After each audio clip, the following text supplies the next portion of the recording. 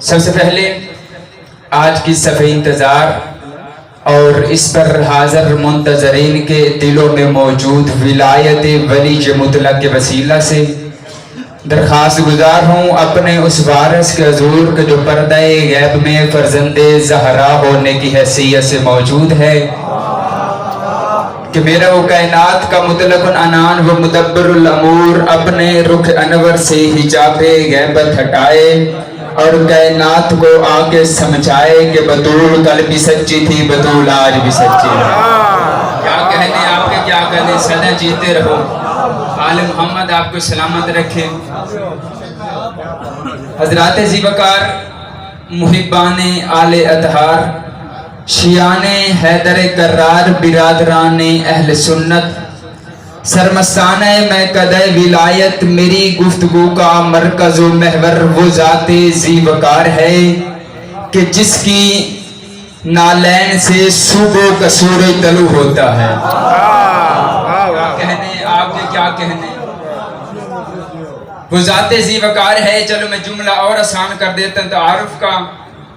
تعارف نہ سمجھیے گا، حق کے وکالت سمجھیے گا۔ میں بھی یہاں پہ شفا مانگنے کے لیے کھڑا ہو گیا ہوں۔ کسے کہتے ہیں زہرا؟ جس کی اولاد آل محمد ہو کر پھر محمد ہو جائے اسے زہرا کہتے ہیں۔ کیا کہنے، کیا کہنے آپ کے، کیا کہنے، سدا جیتے رہو۔ جس کی اولاد آل محمد ہو کر پھر محمد ہو جائے اسے زہرا کہتے ہیں، اور جس کی تسبیح کے دانے گنہگار کو رحمان سے ملا دے اسے بطول کہتے ہیں۔ کہنے جیتے رہو۔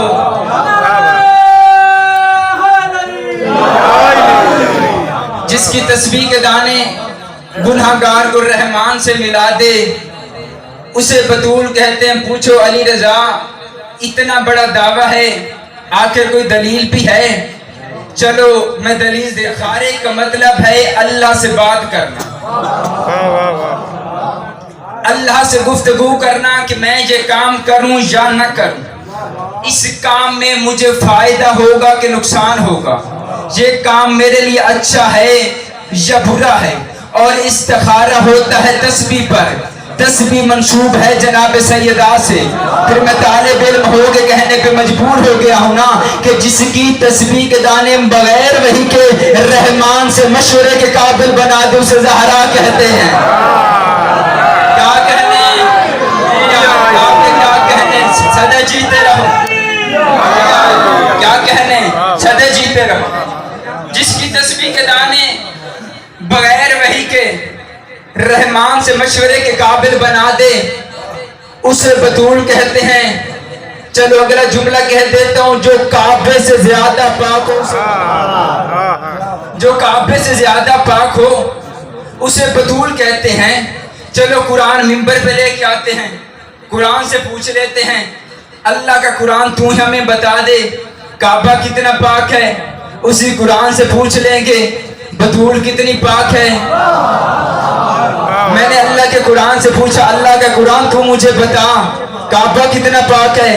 قرآن کہتا ہے، اللہ نے کہا ہے یا ابراہیم طہر بیتی، اے ابراہیم میرے گھر کو تو پاک رکھ، اے ابراہیم میرے گھر کو تو پاک رکھ، اے ابراہیم میرے گھر کو تو پاک رکھ۔ اب کعبہ گھر خدا کا ہے، پاک رکھنا ڈیوٹی ابراہیم کی ہے۔ اسی قرآن سے پوچھ لیتے ہیں بطول کتنی پاک ہے۔ اب خدا کا لہجہ بدل گیا، خدا کے تیور ہی بدل گئے، خدا کا انداز ہی بدل گیا۔ اب خدا کہہ رہا ہے انما یرید اللہ ولیذھب عنکم الرجس اہل البیت والطاہرین تطہیرا۔ تجھے میں پاک رکھوں، کعبے کو ابراہیم پاک رکھے گا، بطول کو اللہ پاک رکھے گا۔ اب کعبہ اتنا پاک ہے جتنی ابراہیم میں طاقت ہے، بطول اتنی پاک ہے جتنی رب جلیل میں طاقت۔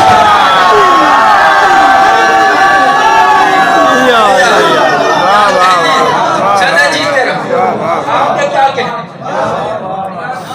اب بطول اتنی پاک ہے جتنی رب جلیل میں طاقت ہے، جس کے دروازے پر دونوں جہاں کے فقیر بھیک مانگنے آئے اسے زہرا کہتے ہیں.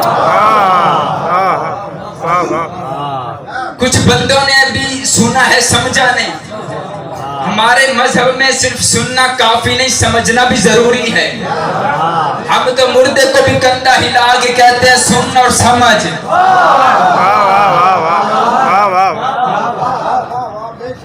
جس کے دروازے پر دونوں جہاں کے فقیر بھیک مانگنے آئے اسے زہرا کہتے ہیں.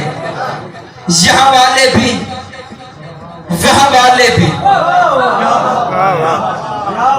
یہاں والے بھی وہاں والے بھی، عرش والے بھی فرش والے بھی، دونوں جہاں کے فقیر بھیک مانگنے آئے. قرآن مجید میں حضرت مریم سلام اللہ علیہا کی شان میں اللہ بیان کر رہا ہے کہ جناب زکریا 3 دن مزدوری ڈھونڈتے رہے، کوئی مزدوری نہ ملی. آخر تیسرے دن واپس خالی ہاتھ آ گئے. دروازہ کھولا، دیکھا مریم کے سامنے محراب میں کھانا ہوا پڑا ہوا تھا. زکریا نے حیران ہو کے پوچھا یہ کھانا کہاں سے آیا ہے؟ مریم نے بڑے ناز سے کہا اس نے بھجوایا ہے، اس نے بھجوایا ہے. مجھے دونوں بطولوں کا فرق سمجھ میں آ گیا. مریم عرش سے